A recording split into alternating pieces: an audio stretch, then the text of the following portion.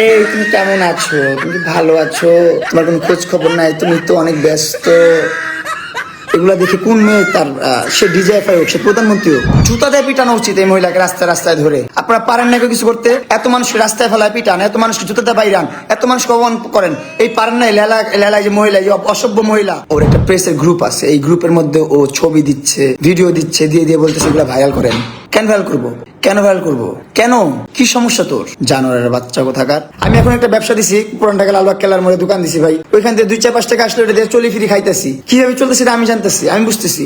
লালার page করে আপনারা জানেন 15টা মনিটাইজ ওয়ালা পেজ, 15টা পেজে মনিটাইজেশন আছে, 15টা পেজ দিয়েও টাকা কামায়। Prince Mamun and blue fairy Laila, prince Mamun and blue fairy Laila love story, prince Mamun blue fairy লায়লার কিগুলা lifestyle, blue fairy Laila live, blue fairy Laila fan group. অভাব নাই, অভাব নাই। আপনার কত নাম বলবো, নাম বলতে শেষ করতে পারবো অনেকগুলা। 15টা পেজ ওর 2টা স্বামী এসে টাকা দেয়, ভরণ পোষণ দেয় 2টা মেয়ের জন্য, 2টা ইনকাম এখানে।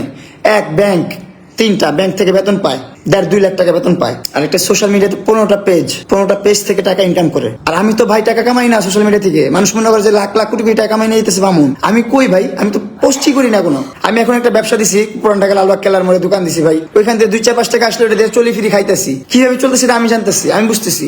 এই মহিলার টাকা আছে, এই মহিলার পরিচিতি আছে, এই মহিলার ডিজিএফআই দিয়ে ফোন দেওয়ায়, ডিজিএফআই নিয়ে ঘুরে, এই সব ইনফরমেশন আমার কাছে আছে, সব প্রুফ আমার কাছে আছে। সে যে ডিজিএফআই নিয়ে ঘুরছে, তার গার্লফ্রেন্ডের সাথে তার ব্রেকআপ হয়ে গেছে তার জন্য। সে কি করে, ব্লাউজ পরে এইভাবে ভিডিও করে আসে ডিজিএফআই কে পাঠায়। এই তুমি কেমন আছো? তুমি কি ভালো আছো? তোমার কোনো খোঁজ খবর নাই, তুমি তো অনেক ব্যস্ত।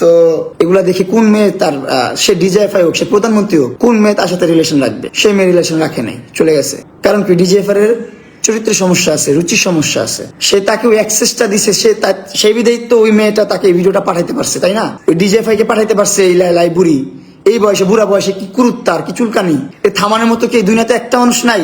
একটা মানুষ নেই দুনিয়াতে? আমাকে বলেন, এই মানুষটাকে থামানোর জন্য একটা মানুষ এই বাংলাদেশে নাই? দেশের স্বৈরাচার বিদায় করেন, এই বিদায় করেন, সেই বিদায় করেন, এটা করেন, সেটা করেন। এটা দেশের স্বৈরাচার হয়ে থাকলে এটা আমার জীবনের স্বৈরাচার, আমার লাইফের স্বৈরাচার। আমি তো স্বাভাবিকভাবে জীবনযাপন করতে পারতেছি না। এই মহিলা যা তা পোস্ট করতেছে অনলাইনে, আমার স্ত্রীকে নিয়ে, আমাকে নিয়ে, আমার স্ত্রী কি করছে না করছে আন্তাজি পোস্ট দিতেছে। তারপর নিউজ প্রেজেন্টার যারা আছে, ওর একটা প্রেসের গ্রুপ আছে, এই গ্রুপের মধ্যে ও ছবি দিচ্ছে, ভিডিও দিচ্ছে, দিয়ে বলতেছে এগুলো ভাইরাল করেন। কেন ভাইরাল করবো? কেন ভাইরাল করবো? কেন?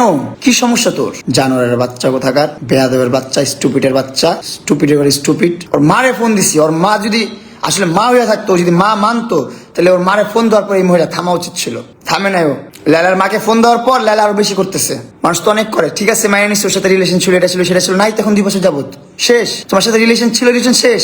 তোমার সাথে প্রেম ছিল, প্রেম শেষ। যাই ছিল সব শেষ। কিছু আছে? 2 বছর হয়েছে তোমার আমার বিচ্ছেদের। 2 বছর ধরে তোমার সাথে আমার কোনো সম্পর্ক নাই, যোগাযোগ নাই। তুমি কেন আমাকে নিয়ে পড়ে আসো? কেন আমার নাম্বারে টেক্সট দাও? আমার বোন নামে বদনাম আমার কাছে এসে করো, আমার নামে বদনাম আমার বোর কাছে যা করো। কেন? প্রতিবন্ধী মহিলা, অসুস্থ মহিলা, জুতা দিয়ে পিটানো উচিত এই মহিলাকে রাস্তায় রাস্তায় ধরে। আপনারা পারেন না কিছু করতে? এত মানুষকে রাস্তায় ফেলায় পিটান, এত মানুষকে জুতাতে বাইরান, এত মানুষকে অপমান করেন, এই পারেন না? লেলা যে মহিলা, এই অসভ্য মহিলা, এই সমাজ নষ্ট করতেছে। কি শিখাইতেছে? কি শিখাচ্ছে সমাজে? এরে বলেন কি শিখায়? এই সমাজ নষ্ট করতেছে। এই শিখাইতেছে একটা বুড়ি মানুষ, একটা বুড়ি হয়ে বুড়া বয়সে কিভাবে কচি কচি পোলাপাইন নিয়ে খেলতে হয়, কিভাবে কচি কচি পোলাপাইন ফাঁদে আটকে রাখতে হয়। এতে হেল্প করতেছে বাংলাদেশ আইন, বাংলাদেশের ল হেল্প করবে আপনাদেরকে। কিভাবে হেল্প করবে, কি কি ধারা দিতে হবে, সেইগুলো শো করতেছে, সেইগুলো রিভিল করতেছে। অপব্যবহার কিভাবে করবেন আইনের, সেইগুলো শিখাচ্ছে আপনাদেরকে। আইন তৈরি হয়েছে আমাদের সুবিধার্থে, আমাদের ভালোর জন্য, আমাদের সুবিধার্থে আইন তৈরি হয়েছে। এইগুলো যদি অপব্যবহার করে, একটা নির্যাতন হয়েছে যে মেয়ের প্রতি, যে নারীর প্রতি নির্যাতন হয়েছে, যে নারী আসলেই ভিকটিম, যে নারী আসলেই নির্যাতনের শিকার, রেপের শিকার, তাদের জন্য এই ল তৈরি হয়েছে, তাদের জন্য এই ধারা তৈরি হয়েছে। 9-1 নারী ও শিশু, এই ধারা তাদের জন্য তৈরি হয়েছে।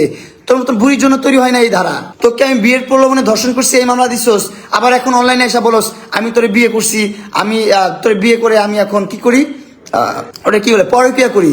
পরকীয়া করে তোর পারমিশন না নিয়ে, বড় বউয়ের পারমিশন না নিয়ে ছোট বিয়ে করছি। তোর আমি বিয়ে করলে তাহলে আমার ধর্ষণ মামলা আমার বিরুদ্ধে কেমনে হইলো? ধর্ষণ মামলা কখনো হাজবেন্ডের প্রতি হয় না। বিবাহিত লাইফে, দাম্পত্য জীবন ধর্ষণ মামলা হয় না। ওইটার ধারা আলাদা। স্ত্রী স্বামীর বিরুদ্ধে ধর্ষণ মামলা করতে পারবে, সেটা ধারা আলাদা, সেটা সবকিছু আলাদা। 9-1 বিয়ের প্রলোভনে ধর্ষণ, এটা শুধুমাত্র অবিবাহিত নারী, অবিবাহিত পুরুষের প্রতি করতে পারবে।